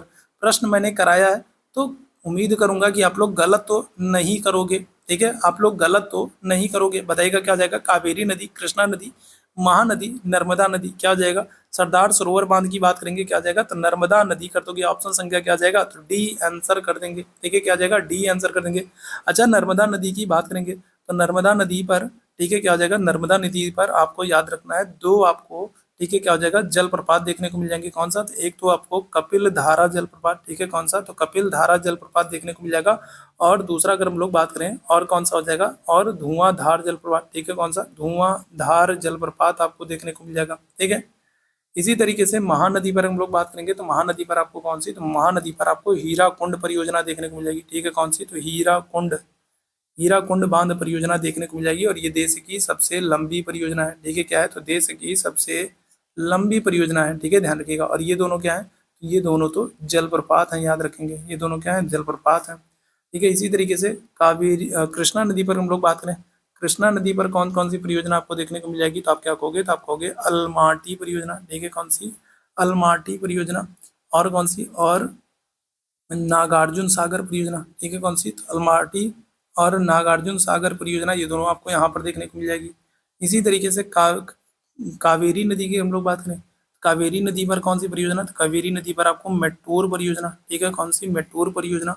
शिव समुद्रम परियोजना, ठीक है। कौन सी, तो शिव समुद्रम परियोजना, ठीक है, शिव समुद्रम परियोजना। साथ ही साथ आपको याद रखना है कृष्णराज सागर बांध परियोजना, ठीक है। कौन सा, तो कृष्णराज सागर बांध परियोजना, ठीक है। कृष्णराज सागर परियोजना जो है ये भी आपको कौन सी, कावेरी नदी पर देखने को मिल जाएगा, ठीक है। तो ये सब आप याद ध्यान रखेंगे। अगले प्रश्न का आंसर करेंगे, रंजीत सागर बांध बताइएगा। रंजीत सागर बांध बताइएगा क्या जाएगा। देखो रंजीत सागर बांध जो है, ठीक है, रंजीत सागर बांध की अगर हम लोग बात करेंगे तो ये आपको कहाँ पर, तो ये आपको रावी नदी पर देखने को मिलेगा, ठीक है। कहाँ पर, तो रावी नदी पर। और रावी नदी कहाँ से निकलती है, तो ये रोहतांग दर्रे से, ठीक है। कहाँ से, तो हिमाचल प्रदेश में अगर हम लोग बात करेंगे तो हिमाचल प्रदेश में रोहतांग दर्रे से, ठीक है, हिमाचल प्रदेश में रोहतांग दर्रे से रावी नदी निकलती है। और रावी नदी जो है, रावी नदी पर रंजीत सागर बांध है और परियोजना है। और इसी के ये कहाँ पर है, अगर आपसे पूछा जाएगा तो आप क्या कहोगे, तो थीन। तो कभी अगर आपसे पूछ ले कि थीन बांध परियोजना कौन सी नदी पर, अगर आपसे पूछ ले कि थीन बांध परियोजना कौन सी नदी पर है, ठीक है, कौन सी, थीन बांध परियोजना कौन सी नदी पर है, तो आप आंसर क्या करोगे, तो आप कहोगे रावी। रंजीत सागर परियोजना अगर आपसे पूछ ले तो आप क्या कहोगे, रावी कहोगे। रावी नदी कहाँ से निकलती है, तो रोहतांग दर्रे से निकलती है हिमाचल प्रदेश में, ठीक है। अगले प्रश्न की तरफ चलेंगे। मानसरोवर झील से निम्न में से कौन सी नदियां निकलती हैं, बताइएगा क्या जाएगा। मानसरोवर झील वाला जो क्षेत्र है, मानसरोवर झील वाला जो क्षेत्र है, यहाँ से कौन सी नदियां निकलती हैं, ठीक है। यहाँ से मानसरोवर झील वाले क्षेत्र से कौन सी नदियां निकलती हैं, या तो आपसे मानसरोवर झील कहे या फिर आपसे ट्रांस हिमालय कहे, तो सेम आंसर होगा। ठीक है, ध्यान रखिएगा, कंफ्यूज होने की जरूरत नहीं है। ट्रांस हिमालय से पूछे या फिर आपसे मानसरोवर झील से पूछे कौन सी नदियां निकलेंगी, तो आज ही के सेशन मैंने आप लोगों को बताया है कि 3 नदियां हैं जिनका उद्गम भारत के बाहर से होता है। कौन कौन सी? तो ब्रह्मपुत्र, सिंधु, सतलज। 3 नदियां हैं जो मानसरोवर झील से निकलती हैं, जो ट्रांस हिमालय वाले क्षेत्र से निकलती हैं। तो ऑप्शन संख्या क्या आ जाएगा? तो बी आंसर हो जाएगा। ठीक है, ध्यान रखिएगा। अगले प्रश्न की तरफ चलेंगे, अगले प्रश्न का आंसर करेंगे। निम्नलिखित में से कौन सी फसलें हैं भारत में, कौन सी फसलें उत्पादन में सर्वाधिक क्षेत्रफल घेरती हैं, बताइएगा। तो भारत में उत्पादन के मामले में सर्वाधिक क्षेत्रफल कौन सी फसलें घेरती हैं? जौ और मक्का, ज्वार व बाजरा, गेहूं, चावल। क्या हो जाएगा? 81वें प्रश्न की बात करेंगे। 81वें प्रश्न की बात करेंगे तो निम्नलिखित में से भारत में कौन सी फसल है जो उत्पादन में सर्वाधिक क्षेत्रफल घेरती है? क्या आंसर हो जाएगा? आंसर कर दोगे चावल हो जाएगा। ऑप्शन संख्या डी आंसर कर देंगे, चावल हो जाएगा। ठीक है, अगले प्रश्न का आंसर करेंगे। गिर राष्ट्रीय उद्यान कहाँ पर, बताइएगा। राजस्थान में, गुजरात में, महाराष्ट्र में, असम में, बताएंगे क्या हो जाएगा। इस सब प्रश्न का आंसर करेंगे। देखो, राजस्थान वाला याद रखिएगा, राजस्थान में कई बार आपसे पूछा गया है, तो राजस्थान में क्या हो जाएगा? तो राजस्थान में आपको सरिस्का याद रखना है। राजस्थान में आपको क्या रखना है? आपको सरिस्का याद रखना है। साथ ही साथ आपको केवला देव या घाना, ठीक है, केवला देव या फिर कहें घाना, ये भी कई बार पूछा गया है, तो आपको याद रखना है केवला देव, घाना और सरिस्का, ये आपको राजस्थान में। गिर अगर हम लोग बात करेंगे तो गिर आपको गुजरात में देखने को मिलेगा, और ये किसके लिए फेमस है? ये एशियाई शेरों के लिए प्रसिद्ध है। ठीक है, किसके लिए? तो एशियाई शेरों के लिए प्रसिद्ध है, याद रखिएगा। ठीक है, बाकी हम लोगों ने असम की तो बात कर ली है। असम जो है वो काजीरंगा मानस एक सींग वाले गैंडों के लिए फेमस है। ठीक है, अगले प्रश्न की तरफ चलेंगे। झूम कृषि भारत में कौन से भाग में होती है? देखिए, झूम कृषि पूछे या फिर आपसे क्या कर ले, या फिर आपसे स्थानांतरित कृषि पूछे। ठीक है, झूम कृषि पूछे या फिर आपसे क्या कर ले, या फिर आपसे स्थानांतरित कृषि पूछे कि झूम कृषि या फिर स्थानांतरित कृषि कहाँ पर होती है, तो आप क्या कहोगे? तो आप कहोगे ये पहाड़ी क्षेत्रों में होती है, उत्तरी पूर्वी भारत में होती है। ठीक है, जहाँ पर लोग क्या करते हैं, एक स्थान पर निवास करके वहाँ पर कुछ समय तक खेती करते हैं, फिर क्या करते हैं, ये जंगलों उंगलों को साफ करके खेती वेती करते हैं, और कुछ समय बाद फिर ये आगे बढ़ जाते हैं दूसरी जगह पर। तो ये झूम कृषि होती है, स्थानांतरित कृषि होती है, उत्तरी पूर्वी भारत में होती है। ठीक है, अगले प्रश्न की तरफ चलेंगे। बुग्याल क्या होता है, बताइएगा। बुग्याल अगर हम लोग बात करेंगे तो पहाड़ों में स्थित घास के मैदान होते हैं, सूखे जंगल होते हैं, रेगिस्तानी प्रदेश होते हैं, इनमें से कोई नहीं। बुग्याल के संदर्भ में आपसे प्रश्न पूछा गया है, बताइएगा क्या हो जाएगा। एनसीईआरटी से ये प्रश्न लिया गया है, बुग्याल। तो मैंने आप लोगों को बताया कि जो मर्ग होते हैं, ठीक है, मर्ग जो है ये घास के मैदान है, ये आपको कहाँ पर, ये आपको जम्मू एंड कश्मीर में देखने को मिलेंगे। मर्ग क्या है? तो घास का मैदान है, ये आपको जम्मू एंड कश्मीर में देखने को मिलेगा। और बुग्याल, ठीक है, बुग्याल और पयार अगर हम लोग बात करेंगे तो बुग्याल और पयार जो है ये घास के मैदान जो है ये आपको कहाँ पर, तो ये आपको उत्तराखंड में देखने को मिलेंगे। तो क्या हो जाएगा? तो आप कहोगे पहाड़ों में स्थित घास के मैदान है। ऑप्शन संख्या क्या आ जाएगा? ए आंसर हो जाएगा। ठीक है, अगले प्रश्न का आंसर करिएगा। भारत का पूर्व से पश्चिम की ओर चौड़ाई क्या है, बताइएगा। तो अगर हम लोग बात करें तो सबसे पहले तो इसके लिए आपको एक भारत के मैप की आवश्यकता है। चलिए फटाफट एक भारत का मैप बना लेते हैं समझने के लिए। ठीक है, जहाँ तक हमसे जैसा हो सकता है फिलहाल आपके समझने के लिए एक, ठीक है, छोटा मोटा सा मैप बना लेता हूँ। ठीक है, ध्यान रखिएगा, ये भारत का मैप है। आपसे क्या कह रहा है? आपसे कह रहा है, ठीक है, क्या कर रहा है? आपसे कह रहा है पूर्व से पश्चिम। तो देखिए, पूर्व से पश्चिम कहिए या फिर पश्चिम से पूर्व कहिए, बात एक ही है।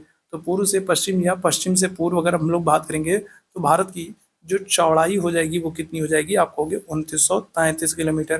ठीक है, अगर आपसे क्या करता है, अगर आपसे उत्तर से दक्षिण पूछे या फिर आपसे क्या कर ले, या फिर आपसे दक्षिण से उत्तर पूछ ले, अगर आपसे उत्तर से दक्षिण पूछेगा तो फिर आपकी जो ऊंचाई हो जाएगी वो कितनी हो जाएगी? तो फिर आप कहोगे 3214 किलोमीटर। ठीक है, ये क्या है? तो उत्तर से क्या हो जाएगा? उत्तर से दक्षिण की अगर हम लोग बात करेंगे तो उत्तर से दक्षिण की हम लोग बात करेंगे तो ये 3214 किलोमीटर। पूर्व से पश्चिम या पश्चिम से पूर्व कहेगा तो आप कहोगे 2933 किलोमीटर। क्लियर है, अगले प्रश्न की तरफ चलेंगे। निम्नलिखित में से कौन सा विकल्प सुमेलित नहीं है, बताइएगा। इस प्रश्न को कई बार मैं आप लोगों को करा चुका हूँ, तो गलती की उम्मीद बिल्कुल नहीं रखूंगा। बताइएगा क्या हो जाएगा, कौन सा विकल्प सुमेलित नहीं है। एक तरफ आपको परमाणु संयंत्रों के नाम दिए गए, तो सामने राज्य के नाम दिए गए, आपको बताना है कौन सा सही सुमेलित नहीं है। कलपक्कम तमिलनाडु, तारापुर राजस्थान, नरोरा उत्तर प्रदेश, कहेगा कर्नाटक। क्या हो जाएगा?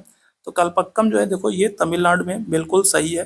तारापुर अगर हम लोग बात करेंगे तो तारापुर क्या हो जाएगा? तो तारापुर जो है तो ये आपका राजस्थान में नहीं है। ठीक है, ये कहाँ पर? तारापुर अगर हम लोग बात करेंगे ये राजस्थान में नहीं, ये कहाँ पर है? तो ये महाराष्ट्र में। ठीक है, कहाँ पर है? तो ये महाराष्ट्र में है, याद रखेंगे, तो ये गलत हो जाएगा। ठीक है, बाकी अगर हम लोग बात करें नरोरा उत्तर प्रदेश बुलंदशहर में है, और कैगा अगर हम लोग बात करेंगे कहाँ पर, कर्नाटक में। ठीक है, एक मिनट रुकिएगा, माइक चेंज कर लूँ।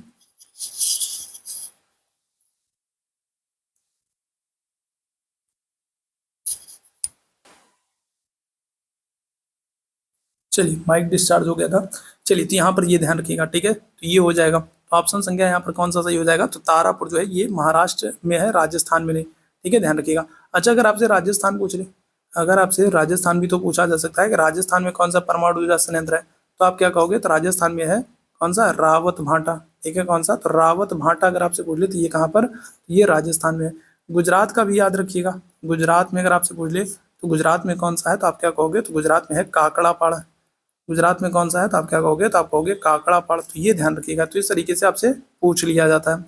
अगले प्रश्न का आंसर करेंगे, वह देश जिसकी भारत के साथ सबसे लंबी अंतर्राष्ट्रीय सीमा है। तो आज ही के सेशन मैंने आप लोगों को बताया। ठीक है, आज ही के सेशन में बताया कौन सा देश है जो भारत के साथ सबसे लंबी जो है अंतर्राष्ट्रीय सीमा बनाता है। बांग्लादेश, चीन, म्यांमार, पाकिस्तान। के आंसर कर दोगे, तो आप आंसर कर दोगे बांग्लादेश है। ठीक है, बांग्लादेश है, सबसे लंबी अंतर्राष्ट्रीय सीमा बनाता है, लगभग 4096 किलोमीटर की बनाता है। और कितने राज्यों के साथ, तो 5 राज्यों के साथ सीमा बनाता है। ठीक है, कितने, 5 राज्यों के साथ। ठीक, अगले प्रश्न का आंसर करेंगे, अगले प्रश्न का आंसर करेंगे, कश्मीर को शेष भारत से जोड़ने वाला दर्रा कौन सा, बताएंगे क्या जाएगा। कश्मीर को शेष भारत से जोड़ने वाला दर्रा कौन सा, नोट दर्रा है, बोलन दर्रा है, बनिहाल दर्रा, काराकोरम दर्रा। बताओ क्या हो जाएगा, कश्मीर को शेष भारत से, तो बताइएगा क्या जाएगा।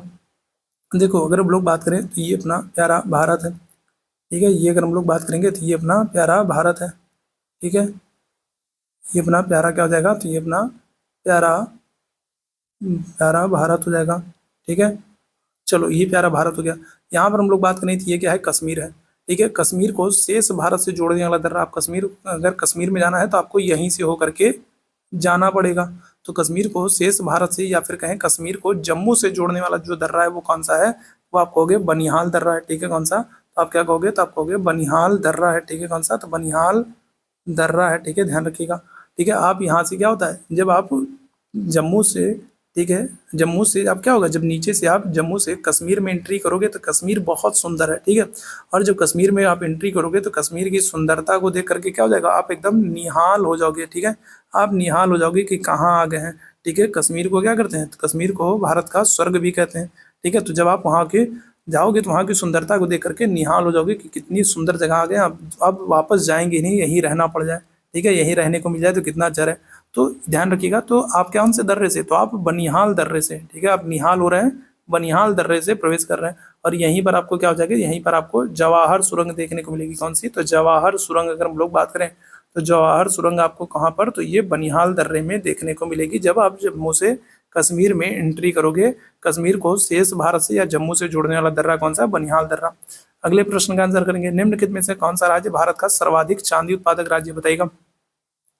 भारत में सबसे अधिक चांदी उत्पादक राज्य कौन सा है, कर्नाटक है, आंध्र प्रदेश है, झारखंड है, गोवा है। क्या हो जाएगा, तो भारत में सबसे ज्यादा चांदी उत्पादक राज्य की हम लोग बात करेंगे तो दिए गए विकल्पों में कर्नाटक आपका आंसर हो जाएगा। ठीक है, कौन सा, तो कर्नाटक आंसर करेंगे, दिए गए विकल्पों में क्या हो जाएगा, कर्नाटक आंसर हो जाएगा। ठीक है, चांदी जो है ये क्या होता है, ये बहुत ही अच्छा विद्युत का सुचालक होता है, याद रखिएगा। ठीक है, चलिए अगले प्रश्न की तरफ चलेंगे, रबी की फसल बोई जाती है, बताइएगा क्या हो जाएगा। रबी की फसल अगर हम लोग बात करें जून से जुलाई में, अक्टूबर से नवंबर में, जनवरी से मार्च में, मार्च से मई में।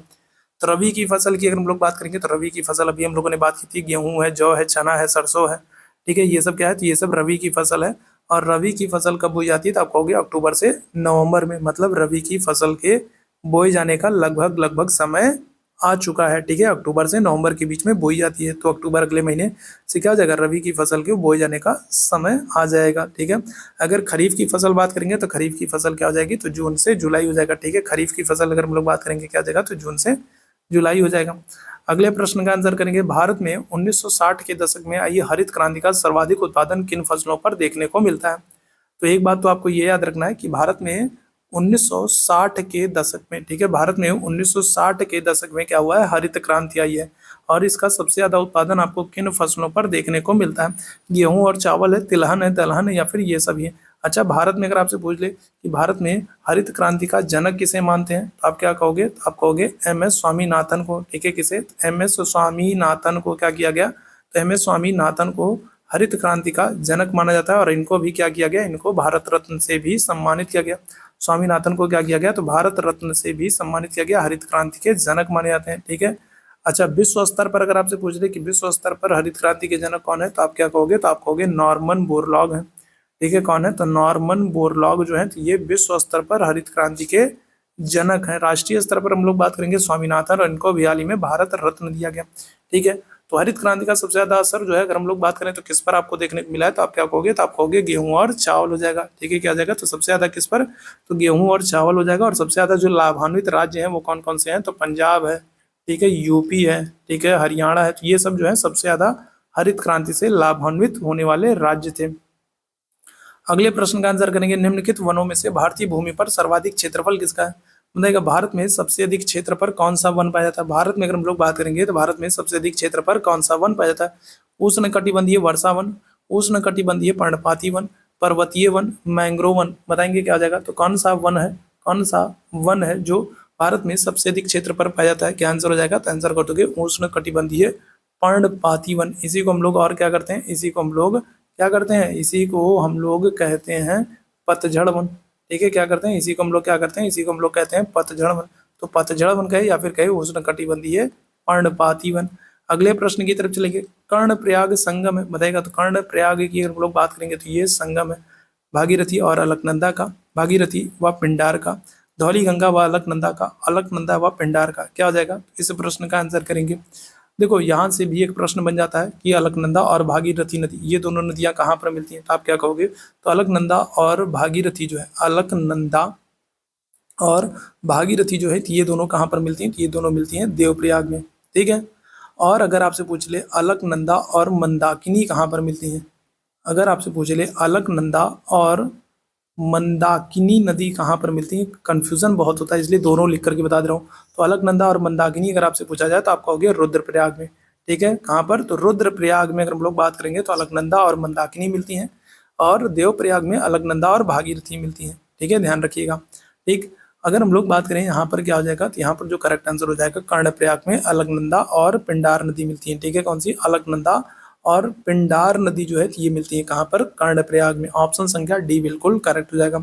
अगले प्रश्न का आंसर करेंगे, भारी वर्षा से अत्यधिक निच्छालन वाले क्षेत्रों में कौन सी मिट्टी पाई जाती है। बताइएगा, तो भारी वर्षा से अत्यधिक निच्छालन वाले क्षेत्रों में कौन सी मिट्टी पाई जाती है। काली मिट्टी, लैटेराइट मिट्टी, जलोढ़ मिट्टी, पर्वतीय मिट्टी। बताइएगा क्या जाएगा। सबसे पहले हम लोग एक भारत का मैप बना लेते हैं।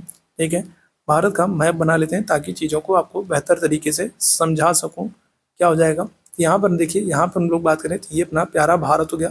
यहाँ पर आपको पश्चिमी घाट देखने को मिलेगा। ठीक है, पश्चिमी घाट देखने को मिलेगा, और यहाँ पर आपको थोड़ा सा पूर्वोत्तर भारत में। तो इन दोनों क्षेत्रों में क्या होता है, इन दोनों क्षेत्रों में आप देखोगे पश्चिमी घाट पर और पूर्वोत्तर भारत में ज़्यादा वर्षा होती है, अत्यधिक वर्षा होती है। और इन दोनों ही क्षेत्रों में अगर हम लोग बात करें तो इन दोनों ही क्षेत्रों में, ठीक है, एक तो ये वाला क्षेत्र हो गया और दूसरा अगर हम लोग बात करेंगे तो जो ये वाला क्षेत्र हो गया, इन दोनों ही क्षेत्रों में आपको कौन सी मिट्टी देखने को मिलेगी, इन दोनों ही क्षेत्रों में अगर हम लोग बात करें तो आपको लैटेराइट मिट्टी देखने को मिलेगी। ठीक, कौन सी, तो लैटेराइट मिट्टी देखने को मिलेगी। और लैटेराइट मिट्टी जो होती है इसका रंग भी लगभग लाल होता है, इसमें भी लौह तत्व, लोहे के ऑक्साइड पाए जाते हैं, याद रखेंगे। ठीक है, तो भारी वर्षा से अत्यधिक निच्छालन वाले क्षेत्रों में कौन सी मिट्टी, तो आप कहोगे लैटेराइट मिट्टी पाई जाती है। ऑप्शन संख्या क्या आ जाएगा, तो बी यहाँ पर बिल्कुल करेक्ट हो जाएगा। ठीक है, चलिए तो फिलहाल बस इतना ही। ठीक है, आज इतने ही प्रश्नों को हम लोग करने वाले हैं, और कमेंट करके ज़रूर बताइए कि आज की क्लास आप लोगों को कैसी लगी है। अगर सेशन पसंद आया हो तो सेशन को लाइक ज़रूर कीजिए, शेयर ज़रूर कीजिए, ताकि बाकी साथियों तक ये सेशन पहुंच सके, थोड़ी सी संख्या बनी रहे, तो आपको भी अच्छा लगेगा, मुझे भी अच्छा लगेगा, मेरा भी मोटिवेशन होगा, तो मैं और बेहतर तरीके से आप लोगों के लिए काम कर सकूँगा और बेहतर वाले सेशंस को ला सकूँगा। और जितने भी मेरे भाई बहन चैनल पर पहली बार हैं, या जितने लोगों ने अभी तक चैनल को सब्सक्राइब नहीं किया है, आप लोगों से निवेदन करूंगा कि चैनल को सब्सक्राइब कर लें, सेशन को शेयर कर दें, सेशन को लाइक कर दें, कमेंट करके जरूर बताएं कि आज की क्लास आप लोगों को कैसी लगी। सीटेट के एग्जाम को ध्यान में रखते हुए हम लोग एनसीईआरटी बेस्ड क्वेश्चंस कर रहे हैं, प्रीवियस ईयर के क्वेश्चंस कर रहे हैं। साथ ही साथ जितने भी राज्यों में जो भी टेट के एग्जाम हुए या फिर एस टेट के एग्जाम हुए हैं, जहाँ से एनसीईआरटी से प्रश्न पूछे गए हैं, तो उन सब प्रश्नों को हम लोग आज यहाँ के सेशन में शामिल करने वाले हैं, ठीक है। और ये सेशन दिसंबर तक चलने वाला है, जब तक आपके सीटेट के एग्जाम नहीं हो जाते। तो निश्चित रूप से आप हमारे साथ जुड़े रहिए, बहुत ही हेल्पफुल होने वाला है आपके सीटेट के एग्जाम के लिए, आपके टेट के एग्जाम के लिए, आपके स्टेट के एग्जाम के लिए बहुत ही हेल्पफुल होने वाली है ये क्लास। साथ ही साथ आपको याद रखना है, ठीक है, बहुत ही हेल्पफुल होने वाली है आपकी ये क्लास। साथ ही साथ आपको ध्यान रखना है कि अगर आपने पिछली क्लासेस को नहीं देखा है तो उसकी मैंने एक अलग प्लेलिस्ट बना दी है, तो वहाँ पर आप जा करके पिछली क्लासेस को भी देख सकते हैं, उनको भी जरूर देख लीजिए, बहुत ही हेल्पफुल होगा, ठीक है। चलो, तभी के लिए हम लोग बस इतना ही करेंगे। थैंक यू सो मच आप सभी मेरे अच्छे वाले भाई बहनों को मेरे साथ जुड़ने के लिए। Thank you so much.